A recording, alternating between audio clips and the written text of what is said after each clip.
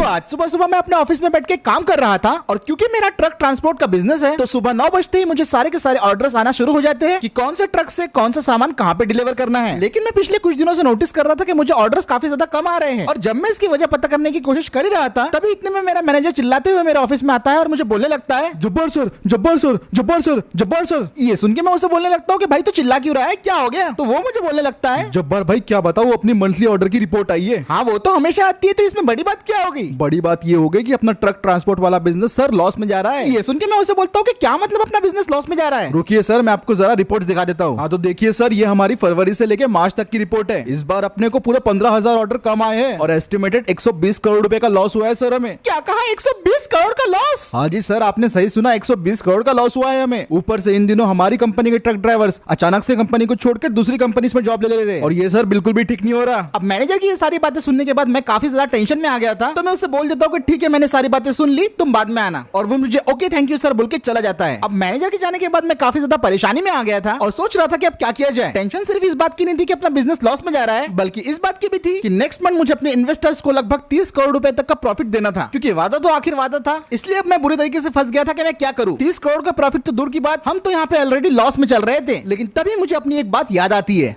बंदे हैं हम उसके, हम पे किसका जोर। उम्मीदों के सूरज निकले चारों ओर,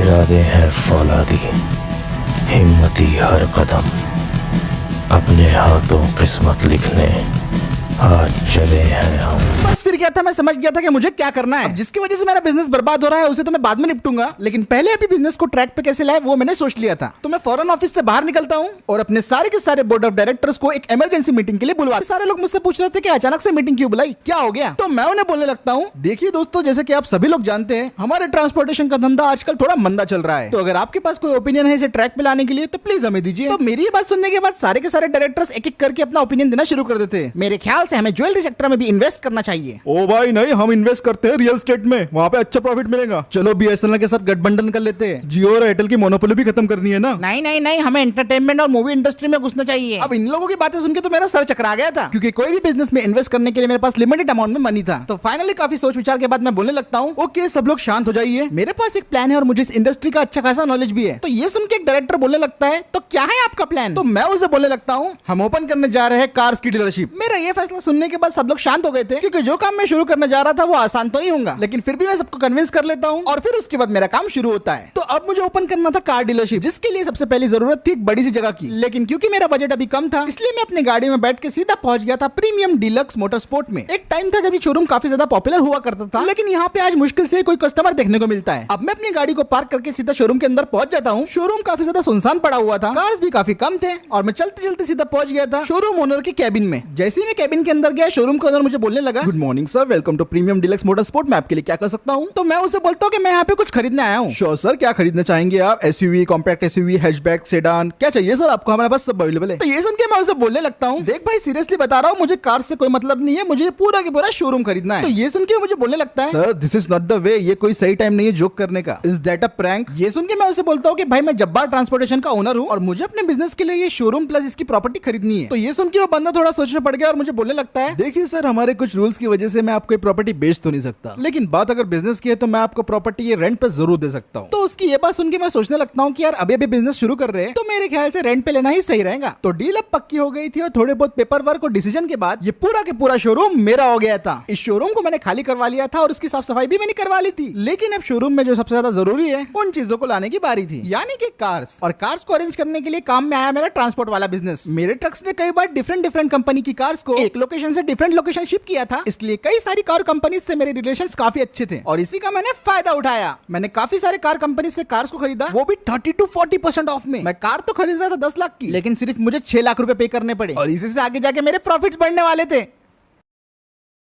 तो अब मेरा शोरूम भरा भरा लग रहा था क्योंकि सारी की सारी कार्स जो कि मैंने ऑर्डर की थी वो आ चुकी थी। इनमें से कुछ कार थे न्यू मॉडल, जबकि कुछ थे 2017-16 मॉडल। लेकिन ये कार्स बिल्कुल भी सेकंड हैंड नहीं थी। ये वो कार्स थी बेचारी जो शोरूम में कभी बिकी ही नहीं, लेकिन मैं जानता था कि मैं इन्हें अच्छे प्राइस में बेच सकता हूँ। अब ये तो शोरूम के बाहर वाले गाड़ियां हो गए, लेकिन शोरूम के अंदर जो गाड़ियां थे वो मैंने थोड़ा प्रीमियम सेगमेंट रखा था। इसमें मैंने रखे थे फॉर्च्यूनर, एंडेवर, एल्टोरस, G4 और इनोवा जैसे गाड़ियां। अब अगर फॉर्च्यूनर का टॉप मॉडल खरीदा जाए तो वो लगभग 50 लाख के आसपास का आता है, लेकिन मैं वही सेम फॉर्च्यूनर का मॉडल 35 लाख में बेचने वाला था। नहीं, मेरा दिमाग पगला नहीं गया था, मैं बस वही हरकत कर रहा था जो अंबानी ने जियो के साथ की थी। पहले कस्टमर्स को आदत दिलाओ और जब बिजनेस अच्छा खासा पॉपुलर हो जाए तब धीरे धीरे करके प्राइस को हाइक कर देना। और मैं भी यही करने वाला था। अब मेरा शोरूम बिल्कुल तैयार था। अब क्योंकि मेरी डीलरशिप और कार्स दोनों तैयार थी तो मैंने फटाफट न्यूज़पेपर और सोशल मीडिया में ये एड्स चलवा दी कि ऐसा शोरूम खुला है जहाँ पे आपको ओरिजिनल प्राइस का 30% ऑफ मिलेगा। और ये बस एड लगाने की देरी थी। अगले दिन इस एड को देख के मेरे शोरूम में काफी सारे लोग आ गए थे और सब लोग काफी ज्यादा इंटरेस्टेड थे मेरी कार्स को खरीदने के लिए। फिलहाल मैं अभी कोई सेल्समैन हायर नहीं किया था क्योंकि सारे के सारे सेल्स को भी मैं मैनेज करने वाला था। और मैंने ये भी सोच लिया था कि इस बैच की जितनी भी कार्स है वो सबको मैं ही सेल करूंगा। अब कस्टमर लोग कार्स को चेकआउट कर रहे थे और मैंने शोरूम पे अपनी नजर बनाई हुई रखी थी। और फिर मैंने उन कस्टमर्स पे ध्यान देना शुरू किया जो कि सीरियस बायर्स लग रहे थे। सबसे पहले तो मैं एक बंदे के पास गया जो कि टोयोटा की फॉर्च्यूनर खरीदने में इंटरेस्टेड दिखाई दे रहा था और उसके पास जाके पूछने लगा कि सर क्या आपको ये कार खरीदनी है, क्या आपके कोई क्वेश्चन है? तो उसने मुझे बोला कि हाँ वो गाड़ी खरीदना चाहता है, लेकिन उसे यकीन नहीं आ रहा था कि मैं उसे 50 लाख की फॉर्च्यूनर कैसे 35 लाख में दे रहा हूँ। कस्टमर के दिल में काफी सारे ख्याल थे, जैसे गाड़ी फर्स्ट ओनर है या नहीं, इतने कम प्राइस में कैसे दे पा रहे हो, या फिर कहीं यूज कार तो नहीं चिपका रहे। तो मैं बात करके कस्टमर की सारी कंफ्यूजन को क्लियर कर देता हूँ और कस्टमर खुश होकर 35 लाख की जगह 36 लाख में फॉर्च्यूनर को परचेस कर लेता है। यहाँ पे मेरी पहली सेल कंप्लीट हुई नहीं थी कि दूसरे कस्टमर ने मुझे बुला लिया और वो मुझसे फोर्ड एंडेवर की प्राइस डिस्कस करने लगा। वैसे इंपोर्ट करने के बाद एंडेवर 60 लाख की मिलती है, लेकिन अपने प्रीमियम कस्टमर्स के लिए मैं इसे सिर्फ 52 लाख में सेल कर रहा था। लेकिन ये कस्टमर इसमें भी बार्गेनिंग करने लगा। ये मुझसे 42 लाख में एंडेवर मांग रहा था, जो कि इस जैसी गाड़ी के लिए काफी कम है। इस बात को लेकर कस्टमर और मेरे बीच में काफी बहस हुई और आखिर में कंक्लूजन ये निकला कि मैं 49 लाख में इसे एंडेवर सेल कर दूंगा। और कुछ इसी तरीके से मेरी दूसरी डील भी क्रैक हो गई। अब क्योंकि ये प्रीमियम सेगमेंट की गाड़ी थी और यहाँ पे अच्छे खासे बायर्स आए हुए थे, इसलिए फॉर्च्यूनर, एंडेवर और इनोवा को बेचने में मुझे उतनी दिक्कत नहीं आई। और देखते ही देखते मैंने लगभग 25 कार्स को सेल कर दिया था और टोटल मेरी इससे 15 करोड़ की सेल निकल गई थी। पहले ही दिन 15 करोड़ की सेल, और वो भी सिर्फ प्रीमियम कार्स थे। ये मेरे लिए मोर देन इनफ थी और अभी तो पूरा महीना बाकी था। प्रीमियम कार्स तो वैसे मेरे सारे बिक गए थे और अब बारी थी थोड़ी नॉर्मल कार्स को सेल करने की। ये वही कार्स है जो मिनिमम 5 लाख से मैं 20 लाख के दरमियान बेचूंगा। बाहर जाने के बाद मुझे एक बंदा बोला था जो कि Hyundai की वेन्यू खरीदना चाहता था। ये वेन्यू का टॉप एंड मॉडल था जो 10 लाख में मिलना इम्पॉसिबल था, और वो भी फर्स्ट ओनर शोरूम मॉडल। और जब मैंने कस्टमर को बताया कि मात्र 9.5 लाख में आपको मिल जाएगा, तो कस्टमर इतना ज्यादा खुश हो गया कि उसने बिना कुछ सोचे समझे सारी पेमेंट कर दी और इसी तरीके से वेन्यू की डील डन हो गई थी। फिर इसके बाद मुझे दूसरा बंदा बुलाता है जो कि स्कॉर्पियो S11 क्लासिक खरीदना चाहता था। S11 का टॉप मॉडल यूजुअली लोगों को मिल जाता है 18 से 19 लाख के बीच में, सिटी टू सिटी वेरी करता है। लेकिन ये बंदे को मैंने सिर्फ और सिर्फ 11 लाख में S11 क्लासिक का टॉप मॉडल दे दिया। और ये बंदा तो इतना खुश हो गया था कि इसने दो S11 क्लासिक के मॉडल बुक कर दिए और ये बंदे ने लिटरली 22 लाख में 2 S11 के मॉडल को परचेस कर लिया। इसके लिए तो ये किसी सपने से कम नहीं था, लेकिन ये था मेरा बिजनेस बढ़ाने का तरीका। अभी भले ही मुझे उतना प्रॉफिट ना हो रहा हो, लेकिन एक बार कस्टमर बेस बन गया तो फिर लोग यहीं पे आएंगे। फिर उसके बाद एक फैमिली को पसंद आ गई थी महिंद्रा XUV 500 का W11 मॉडल। वो लोग यहाँ पे इसकी प्राइसिंग 14-15 लाख रुपए सोच के आए थे, लेकिन मैंने उन्हें 12.5 लाख रुपए में XUV का वो मॉडल दे दिया। लेकिन जब ये डील क्रैक हो रही थी तभी इतने में मुझे एक बंदा आवाज देता है और बोलने लगता है, ओ भाया ये नई बलेनो कितने में दोगे? तो मैंने बोला सर मैं आपको ये 6 से 7 लाख के दरमियान दे दूंगा जितना आप चाहे। और वैसे मैं बता दूं सर मैं आपको ये टॉप मॉडल है। हाँ वो सब तो ठीक है, लेकिन इसकी बिल्ड क्वालिटी अच्छी है क्या? अब मुझे अच्छे से मालूम था कि भाई सुजुकी की गाड़ी है तो कस्टमर लोग ऐसे सवाल पूछेंगे, इसलिए मैं बिना टाइम गवाए सीधा बलेनो की रूफ के ऊपर खड़ा हो गया और कस्टमर को बोलने लगा, देख लीजिए सर इसकी बिल्ड क्वालिटी। क्या अब भी आपको इसकी बिल्ड क्वालिटी पे शक है? तो ये देख के कस्टमर के सारे डाउट दूर हो गए थे और फिर इतना होने के बाद मैंने बलेनो की डील भी क्रैक कर दी थी। और बस फिर क्या था, एक एक करके सारी की सारी कार्स बिकते गई। वरना, सिटी, MG एक्टर, स्विफ्ट सारे के सारे एक एक करके सोल्ड आउट होते गए और देखते ही देखते मेरा सारा के सारा शोरूम खाली हो गया। और ये वाली सेगमेंट की कार्स को बेच के मैंने कमा लिए थे लगभग 6 करोड़ रुपए, और ये भी मेरी एक्सपेक्टेशन से कहीं ज्यादा थी। अब हो गई थी शाम और हम लोग सारे के सारे आज बहुत ज्यादा खुश थे। सब कुछ मिला के लगभग आज हमने 22 करोड़ की कार बेची, जो कि एक नए बिजनेस और नई कंपनी के हिसाब से हमारे लिए एक बहुत बड़ा अचीवमेंट था। अब हम अपने खर्चों को इसमें से हटा दे तो हमको अच्छा खासा प्रॉफिट भी हुआ था इसमें, और मुझे इस बात की तो पक्का उम्मीद थी कि अगले महीने तक हम अच्छा खासा प्रॉफिट बना लेंगे और इन्वेस्टर लोगों को जो हमने 30 करोड़ रुपए प्रॉमिस किए हैं वो सारे के सारे हम दे देंगे। बोर्ड ऑफ डायरेक्टर्स भी मुझसे काफी ज्यादा खुश थे। उन्हें तो ये बात समझ में ही नहीं आ रही थी कि इतनी जल्दी मैंने इतनी सारी सेल्स कैसे कर ली, लेकिन वो कहते हैं ना, हिम्मत मर्दा मदद खुदा, यही सोच के तो मैंने अपना बिजनेस स्टार्ट किया था। लेकिन अभी तो चैलेंजेस शुरू हुए हैं। अभी बिजनेस को ग्रो करने के लिए हमें और भी ज्यादा कार्स को मंगवाना पड़ेगा, इंपोर्ट करना पड़ेगा और साथ ही साथ हमें अपने प्रॉफिट मार्जिन भी बढ़ाने पड़ेंगे, तब जाके देखेंगे हम असली कामयाबी। तो इसी के साथ दोस्तों आज का वीडियो यहीं पे खत्म करते हैं। अगर आपको ये वीडियो पसंद आया है और ये सीरीज पसंद आ रही है तो इस वीडियो पे एक लाइक कर दो,